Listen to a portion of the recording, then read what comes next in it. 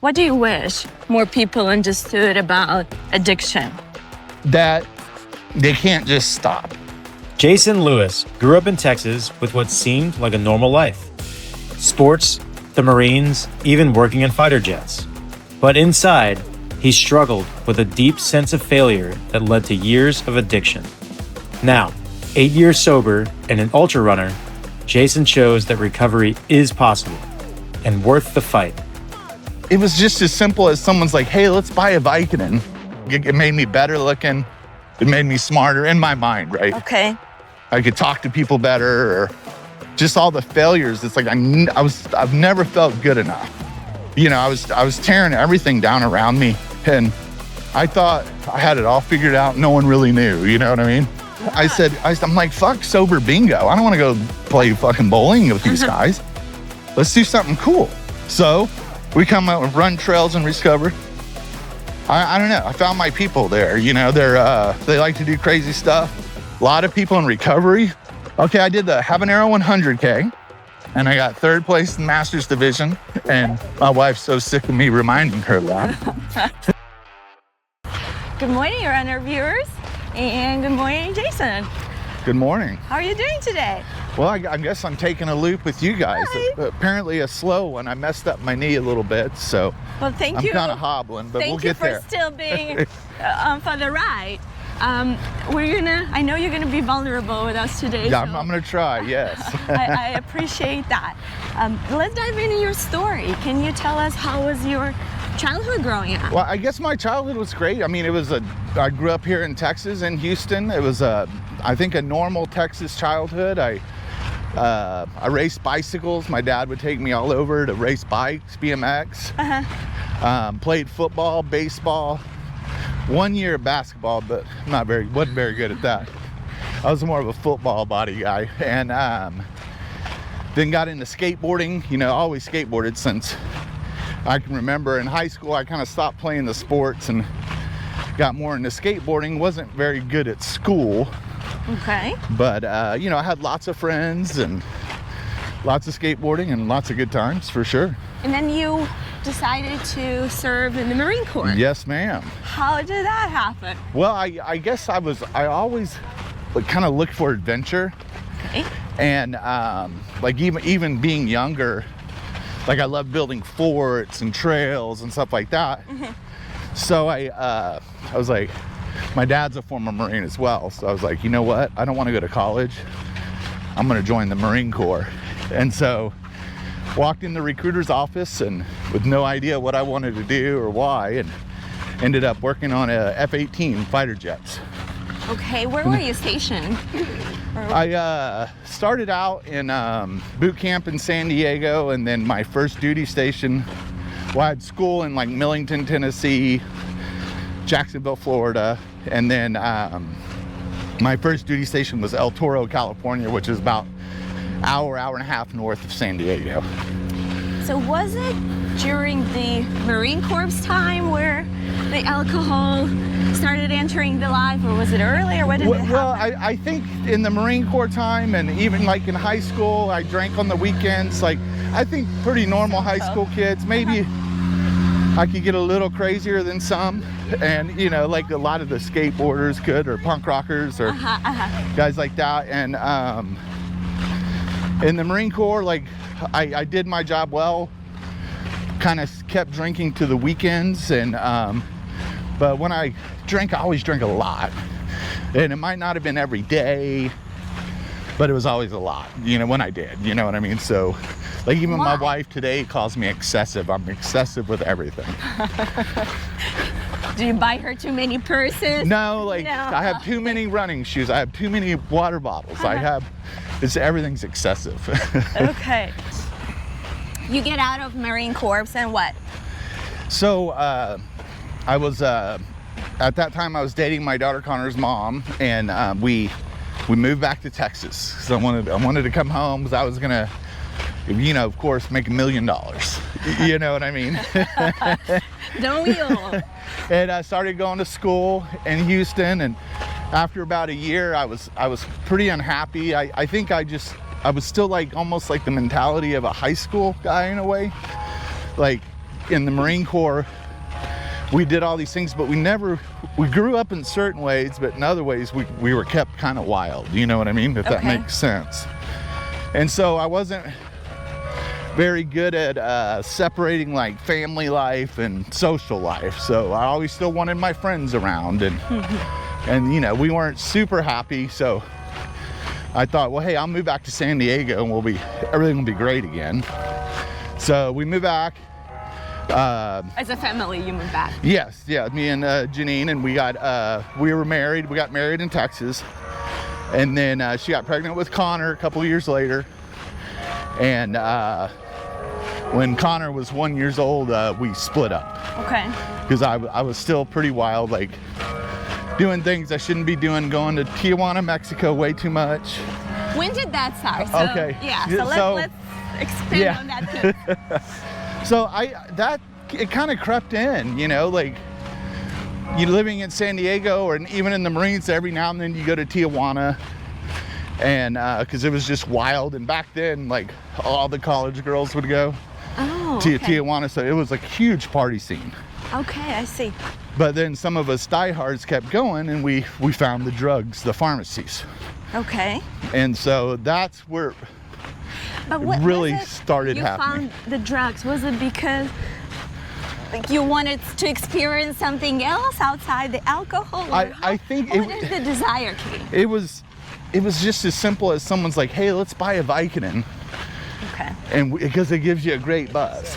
And I was like, okay. So it started with one Vicodin, like seemingly innocent, right? Like no reason to get it, or you know, nothing put me there at that point. But I was like, wow, I feel good. I feel good. You know, it's like I always like to say it made me better looking. It made me smarter in my mind, right? Okay. I could talk to people better or whatever. And so it was that kind of happened. And then So you tried it once.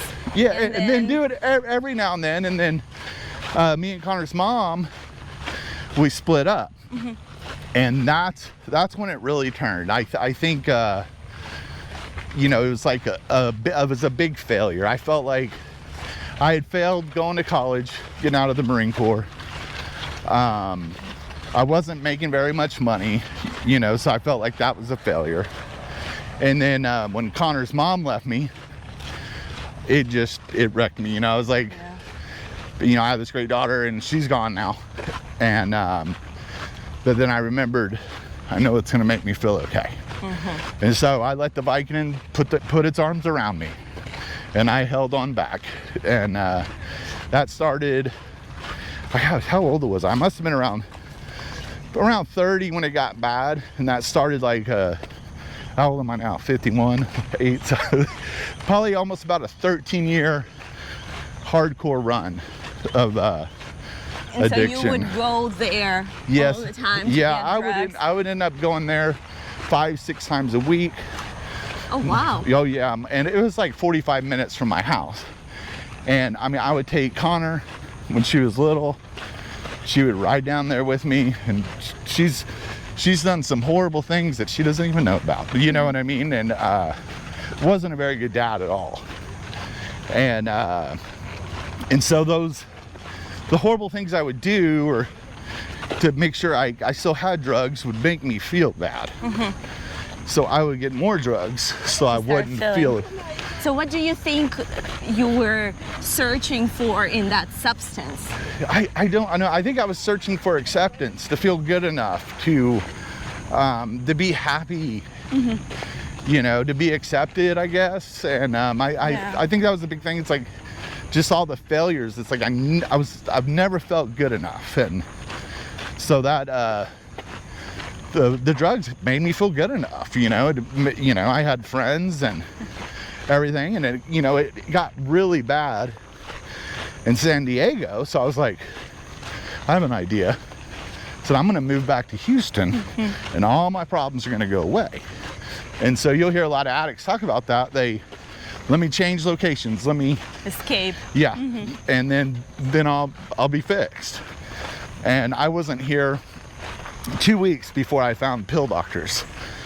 And so it was even more accessible here.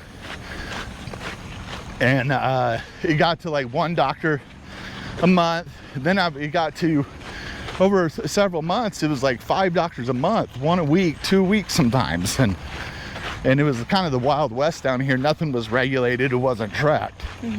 So I just had enormous amounts of this stuff for very little money. Doctors prescribe it like crazy. So at that time, I guess the therapy was not as developed. Well, it was not even a maybe it was, but I would have never considered it. Yeah, Okay. because I was like, I'm a former Marine. I'm strong. Dude. Yeah, I'm a strong guy. You know what I mean? Yeah, I've done yeah. some things. Yeah. I don't need that. And so I struggle with that. I would try to go to AA meeting every now and then or something, but nothing stuck. So drug life goes on, but Yeah. then you get out of the Marine, you somehow have to pay for all this. yes. Where were you working? Oh, okay. So I was when I was working in the oil field once it started getting bad, and the oil field had like you work 2 weeks on, 2 weeks off, and you make a lot of money. Okay. And so in the beginning, at work, I would never touch it. And then So you'll stop taking, Yes. go to work for 2 weeks, 2 weeks offshore. come home, and it was just full throttle back home. I would go back to work, be sick 3 days, detoxing the drugs, work the rest of my time, be normal, and that's the first thing I would do is come back. And so I was, that's around the time I got a contract to work in Russia. Okay. And this was about 13 years ago, because me and my wife started dating like right after I got the contract. Okay. So I'm Good, just there trying was to, some dating life there. yeah, I'm trying to get my timeline back. So my wife and I have known each other since 9th grade. We went to high school together. We know way too much about each other. But we saw each other at my 20-year high school reunion. Okay. And she just jumped in my lap, and I mean, it was right away. And she knew so much about me, but she didn't know one thing, that I still had a crazy pill addiction. And so I was able to hide it a bit. And so You She- heard from her. Okay. so she lived in Chicago, and I lived in Houston at the time. And I was taking the contract in Russia, and I was going to go live in Bangkok on my time off. Okay. But we started talking. I was like, hey, I can come to Chicago on my time off. So I did that. I drank a lot. I stayed away from pills and everything completely. Didn't even look for it. Do you think you didn't need that because you had her as an emotional I think support? because it was new. Okay, so it was It was giving you that my new excitement. drug, right? Okay. Yeah, because that's New what addiction. I tell people, like when they would ask, like, why don't you just quit? And it's the feeling you get when you're dope sick and you take the drug is like when you meet someone new. You know what I mean? You know that new love you get, like you'll do anything to be with them and around them.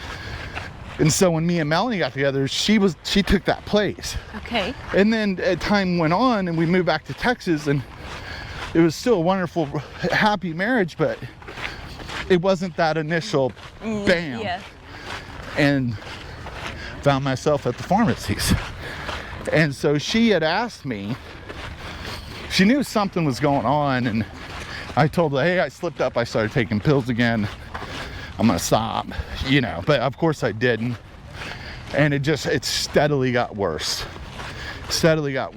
And like I would go to an AA meeting or NA meeting so I could get a chip, then go to the drug dealers and come back home and show my wife my new chip I got. Like, hey, look at me, going to meetings and doing great. And I thought I was fooling everyone. And this went on for probably 5 years. Oh wow. That's Yeah, and she really struggled with it because what it was doing to my daughter, I was my mom, my family, I was tearing everything down around me. And I thought I had it all figured out. No one really knew, you know what I mean? But I was draining. I drained our 401ks.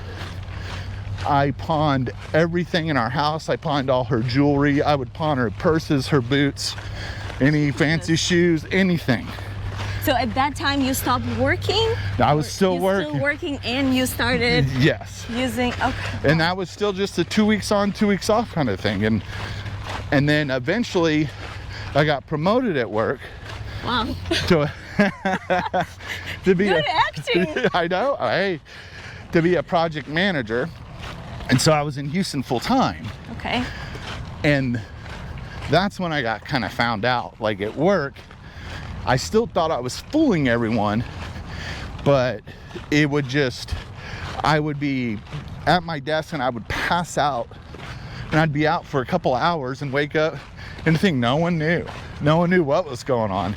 And so that's when it became from doing it like for 2 weeks when I was at home till it was every day. And that's when the draining of the 401ks, and like I would take tools from my mom's house, my stepdad, I pawned everything, anything that wasn't strapped down around me, I would pawn it. I never stole from other people.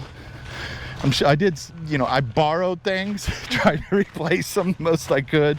I don't like to think of myself that I was ever a thief, but I guess I was, you know, and that's a hard thing to admit now. Yeah. But, you know, that's one thing I really had to forgive myself for, you know, and use that to hopefully, you know, help others. But Yeah. so my boss at the time, John Newsom, he doesn't, I don't know if how much he knows, but he was a huge part of my, you know, recovery, because he let me know it was okay, because he was my boss at like 3 companies. Okay. And he came to me, he knew something was wrong. And so he gave me the strength to take that time off work and go to rehab. And so that's when I went to rehab for my second time. So when did, who initiated? Was it you recognizing, okay, I cannot do it? Or how did it happen? It was both. Okay, so I went the first time in 2009, and I just, of course, I got in trouble at work and got a car towed or something, and so I needed to play the game, and I even went into rehab like, I'm gonna still drink. I was just not gonna do pills anymore. Okay. So I don't have a problem with alcohol. You know, it's the story I hear so many times. But anyway, I did that.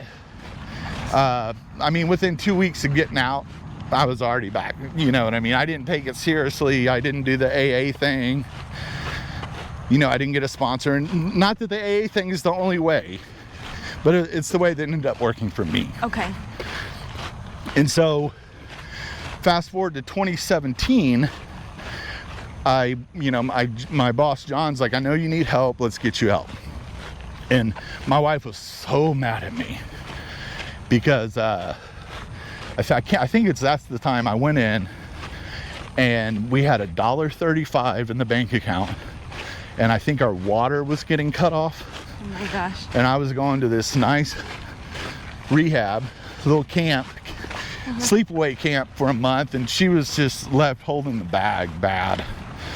And so got out of rehab. I was very involved, got a sponsor, AA, and I never really looked at the spiritual side and the higher power. I just kind of ignored that because it seems like there's so much conflict with that, and I still thought I was the greatest thing in the world. Like, I made the best decisions, and really, instead of giving it to something greater than me to help me with those decisions. So I was right back on it, and my boss John again knew what he knew I was screwing up again, and he's like, Jason, you need to resign. Okay. And it was like, I guess it was May 18th of 2018. Wow. And I had till June 1st left of insurance, so I resigned, drove into my house, or called my wife on the way, said I just resigned and going to check myself into rehab. So was it at that time where you realized, okay, that's it, or was it another escape? Like, well, I I didn't know it was it. Like back, I guess I'd have to come like back at home. You know, we had 6 months, and you know, I made great money, so we were able to rebound very quick. We got some money back in the bank, and you know, that 6 months of sobriety. And then once I started using it, I drained it all again. You know, anything we replaced, bicycles, anything, I would sell it on it, you know, for drugs. And it was rough. And in that, right around that time, my wife came to me because my mom wouldn't help me at all anymore.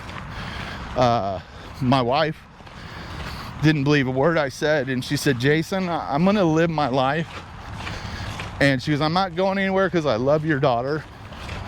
And you know, she needs someone that's close to you in her life.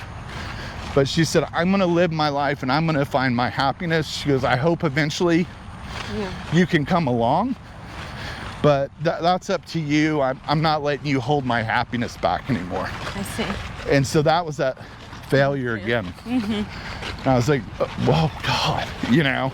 And then you know, within that time, within a month, that's when John, you know, got me in and said, look, you need to resign. I was doing some shady stuff. And that's when I just went to rehab, and she was like, all right, good luck, you know, go. And I only had, you know, till the end of the month of insurance. So I think I had like 7 or 8 days in rehab. So I went back to rehab, got detoxed, was in there a few days, met my buddy Eric. You guys have met Eric? Yes, we did. And we're the most unlikely buddies at that time. You know what I mean? Like, I'm the old crazy guy. Yeah. And so I went there, I called my old sponsor, I begged him to take me back. And sponsor, you mean from AA? Yes, my previous sponsor. I begged him to take me back. His name's Dave, and I was just like, I'm gonna do whatever you say. And I did it, and it worked. As of today, it's still working. So why do you think, what's the magic of having a sponsor? I think it's someone that you can tell, like, the crazy shit going on in your head, or things that you're upset about or embarrassed about. You can tell your sponsor because they've been there. You know, like, I can try to explain to someone that's never been an addict some of these feelings, and they're like, what? Just stop.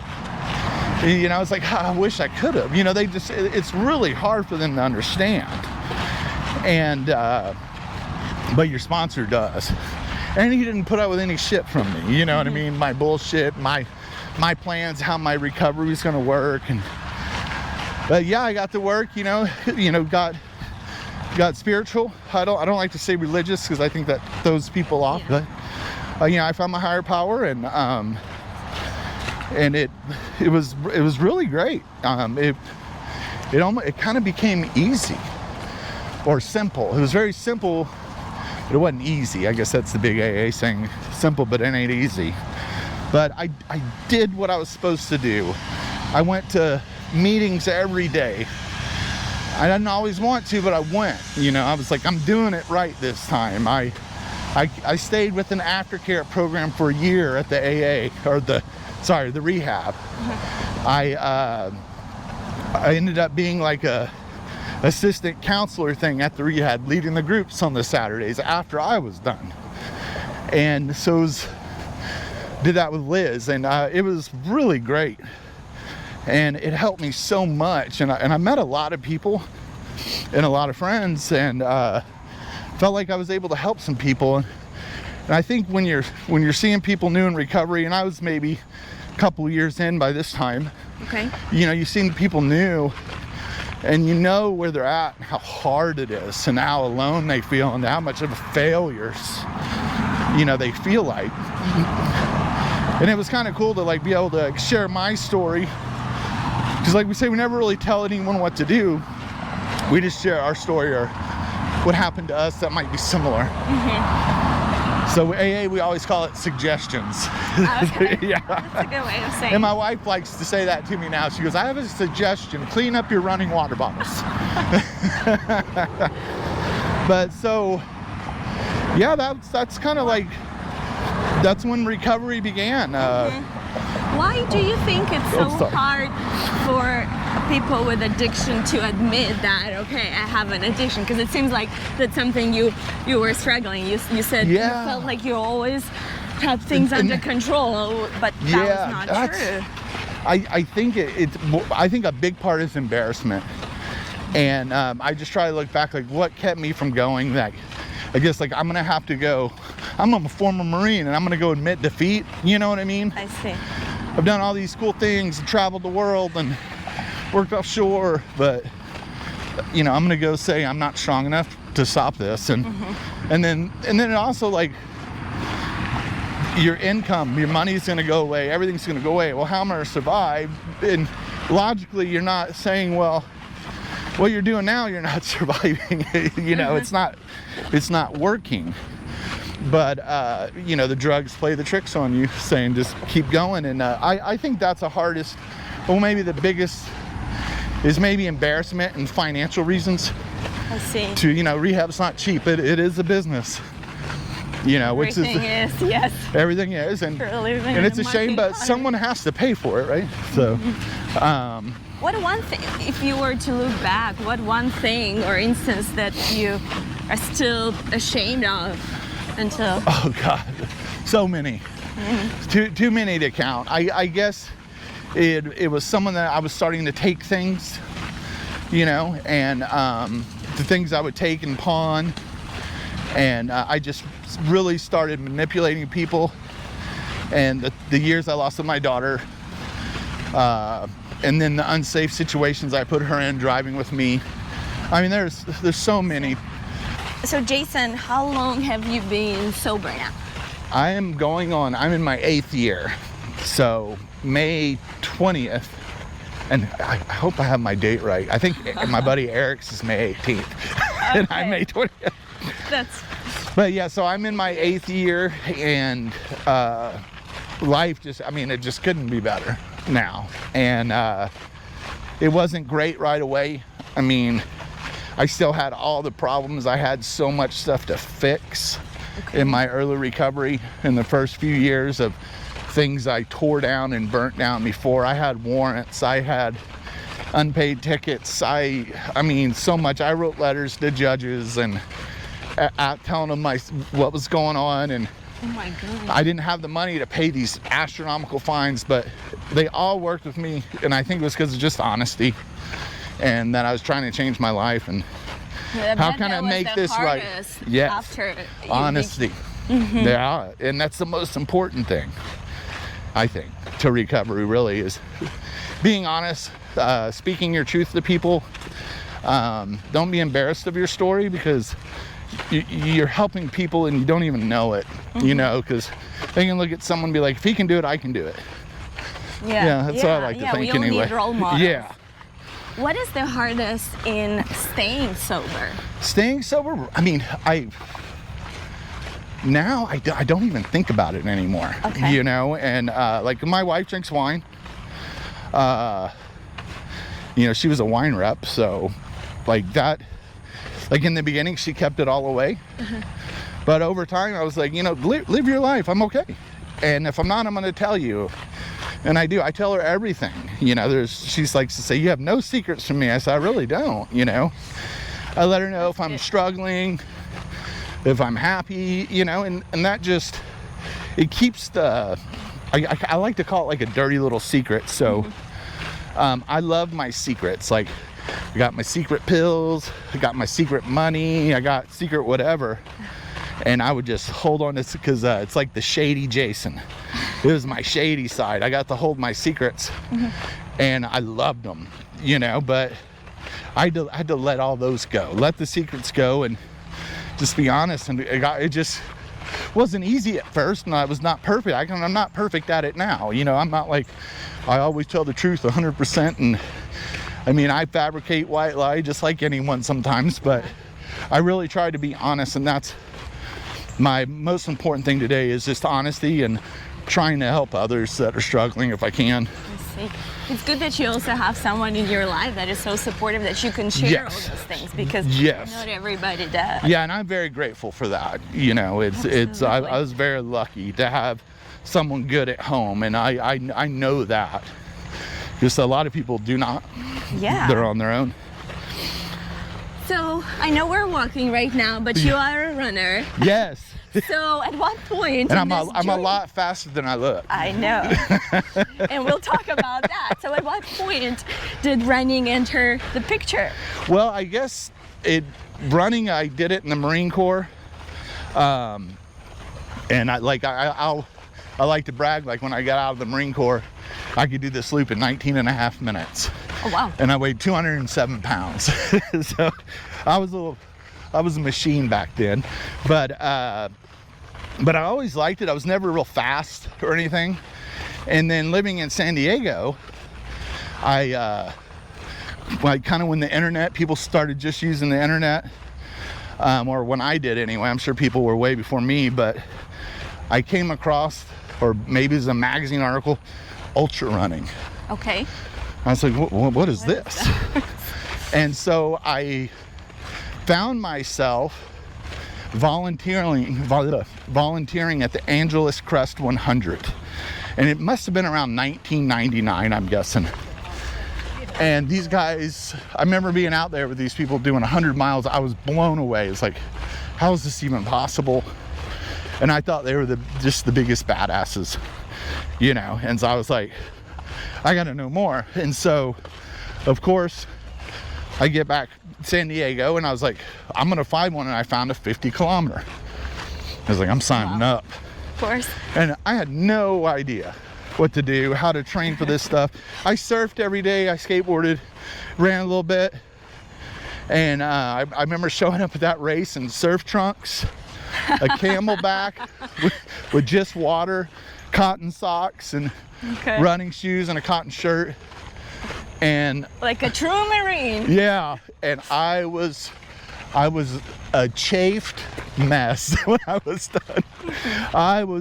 Everything was raw, and I was extremely dehydrated. I wasn't taking any salts, and they sent me down at an aid station because I wasn't sweating. I was bright red. They said, "What do you have in your camelback?" I said, "Water." They said, "No, what kind of electrolytes and food do you have?" I was like, "I just have water." And so they made me eat potatoes dipped in salt. And then all of a sudden, after a few minutes, I just started pouring sweat. And so that's a big thing I learned. And I learned about chafing. Like, you don't want to chafe. No. For sure. Shower after that feels well. Yeah. And then I did that, and I did the Saddleback Mountain Marathon, which is in southern Orange County. And then, you know, I was still partying a bit. And then that's where we got into Tijuana way too much, and my wife leaving, and running went out the window. And so that didn't come back into my life till I was in rehab last, and I met my buddy Eric, and we were talking, and he mentioned running. I said, "Dude, I ran a ultra marathon," or maybe he mentioned ultra marathons. It's like, I ran one years and years ago. I was like, let's fucking do it. Let's do one. So this was May. We signed up for the Blazing Sevens, I think, or it's 7 IL Ranch in Cat Spring, Texas. We signed up for a 50K, and we did it. We got through it. We trained. We had no idea what we were doing. Eric, of course, beat me by hours. He's very fast. Yeah. But my knees were shot. I couldn't walk for days after that. But I was hooked again. I loved it. And so walking became, like a big part of my recovery is meditation, and I'll write down my thoughts, or and sometimes mainly my meditation is something like when I'm running. I rarely have music. And that's where I let things go and talk to God, or, whatever I need to do. Power, yeah. Yes. And that it was, it's really become so much to me, and just met great friends. And then me and Eric decided I was like, dude, let's start a running club. You know, Why not? I'm like, fuck sober bingo. I don't want to go play fucking bowling with these guys. Let's do something cool. So we come out and run trails and discover. Okay. And I copied the old skate and destroy logo for anyone that remembers that. But so we started it, and I mean, we'd get like 10 people coming at times, and That's great. but I was just so busy for work that it was hard to maintain it, Yeah. to keep the social, you know what I mean, social media yeah. going. Oh, sorry. But still, I mean, helping others, again, that Yes, community and yeah, that support, was my way. giving back. Yeah, giving back. And so, you know, of course the numbers started dropping because I can never go. I always forget to post about it. And so I joined up with the Houston area trail runners, the Hater crew. Yep. And we meet every Sunday, but talk about some cool people. Like, it's I don't know, I found my people there. You know, they like to do crazy stuff. A lot of people in recovery just by chance there. And so I'm one of the old guys. It's like, when did that happen?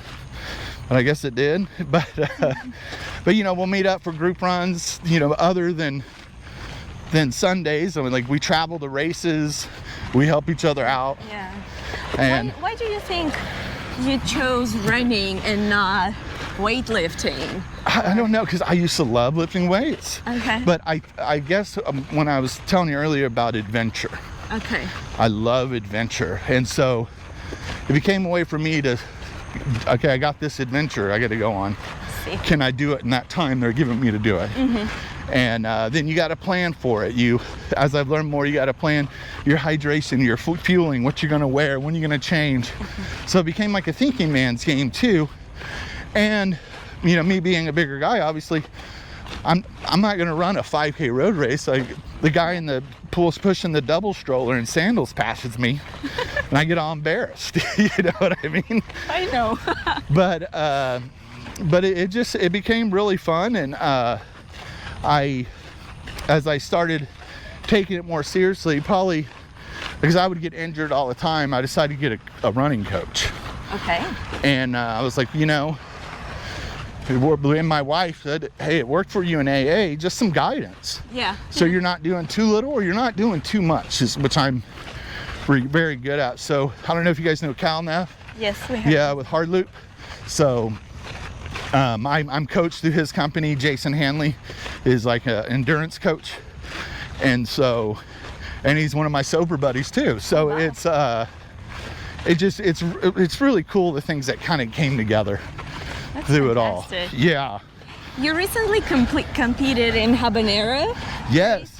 Can you tell more what the race about and how did you do? Okay, I did the Habanero 100K, and I got third place in Masters Division.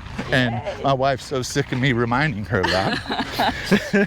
Well, it's a big accomplishment because Yes, you run during the day in Houston heat? Yes. So the race started at noon, and it's a trail racing noon. And it's a trail racing over Texas event that Cal owns, trail racing over Texas as well. But we started at noon, and there's 10K loops. And so I had to do 10K loops. And the 100 miler, I think had to do 16. Jesus. But it's hot, you know? Yes. And it wasn't even as hot as the year before, I guess, True. this year. But it was still hot. And So what do you do to be able to do that? Well, I ran the like secret? probably since May. Every run I did was after work. Oh wow, okay. You know, never in the morning except like on the weekends. But so I was getting probably, heat. 3 to 5 hours a week of really hot training every week at least. And on the weekend, I'd be out there 4 hours. It would heat up for sure. Sorry. So it wasn't like it was nice and cool. Like it's not super nice and cool now, but so I just did a lot of heat training, use the sun shirt, use ice, talk to people, listen to people, listen to suggestions. And so I really, kind of try to take that in all aspects of my life, like listening to people. I don't know everything like I like to think I do sometimes. But yeah, I ended up getting getting it done in 19 hours and 48 minutes. And 19 hours. yeah, yeah, which is a slow time, but it was a little better than mid-pack for that race and those conditions. And so yeah, I am extremely proud of it, and so grateful for the people that helped me get there. The Houston AL Show Runners, they had a tent and they came out and they just helped each other, and they were there all night helping me with my horrible feet that were destroyed. You know, but it was just really cool. I think in general the ultra community is extremely supportive. I feel like it is. Yeah, it's not, you know, so much like because I definitely don't look like a runner, and but no one gives a crap, you know, and so that's kind of cool. What's next? What's the next race for you? Well, I am thinking about the Night Moves half marathon, but I don't know if my knee's going to agree with me. I might just take it really easy this month. Yeah. But I have a 100K in Big Bend. Okay. Down by Terlingua, Big Bend Ranch State Park, and that's in January. Then I have the Sedona Canyons 125 in Arizona in May. So those are what's on the books right now, and I'm just trying to figure out what I'm going to fill in without overdoing it. Like my wife says, do not overdo it. You know, she knows I get excited and become excessive. I can see that. Well, lots of adventures coming your way. Yeah. So I'm looking forward to it, but yeah, I definitely have a lot of fun with it. And you know, what's cool, and it's kind of like AA, and the running clubs too. You meet people that you probably would never cross paths with, or really have a chance to. You know, doctors, scientists, you know, all these people that do something. I'm a construction guy that do something so different from me, but it lets you know, like, hey, we're all really the same fundamentally. You know, we're all looking for happiness, and we all like helping each other. So I think that's just very cool. It is. For sure. What do you think, what do you wish more people understood about addiction? That they can't just stop. And that, sure, they wish they could just stop. But it's hard to just stop. And I guess they don't feel those meat hooks. They'll never understand when that addiction is hooked into you, like the new love, right? Yeah. I mean, it's, you know, when you get that new boyfriend or girlfriend or whatever, Butterflies. you have the butterflies, and you'll do anything to be with them or hang out with them, and that's how kind of drugs was in the beginning, and then it gets where the joy's all gone. You're just doing it not to be sick anymore. But I guess that's that it's not as easy to stop as just stop. You know what I mean? Like, you have you know, people get very sick, they have a lot of mental stuff going on, so they need some help for sure. How do you because when a person is addicted, right, and you start coming up with all the tricks and excuses and all that, just like how you were sharing in your story, and over time the trust that is built among the person and the family members and friends, the trust is ruined, right? Yes. So it's hard to get it back. Yes. So how do you navigate that transition? How can you be still supportive? Yeah, that was a hard one, because like after my third stint in rehab, I was feeling good and everything should be perfect. Everyone should trust me. Yeah. I'm great. And I had to learn to be patient. Like, if my wife saw me taking a nap on the couch, she was, what's going on with you? Okay. You know what I mean? And it took time, but my family also saw me putting in the work to get better. They saw me going to the meetings. They saw the people I was hanging around with, the friendships I have made, you know, just my journey, getting milestones and time going by, and, you know, doing the work in the steps. And it's a lot of work. It is. And they saw me do it, and that helped them to begin to trust me. Now, I think my wife trusts me wholeheartedly again now, but it took time, and I had to be patient. I'm not a very patient guy, so that was just one of the things that I learned through recovery is patience, and so kind of work together. Like, yeah. Jason, if you were to talk to a younger you, what would you tell that person? Oh God, I think about that all the time. I would tell him that you're good enough. Things are gonna be fine. Just keep doing your best. Stay away from the easy outs. And if you're struggling, go get help. That's what I would tell him. And don't go find the answers on your own, because they're the wrong ones. Yeah. What would you tell someone who is struggling right now and trying to get sober, but maybe not having enough strength or luck?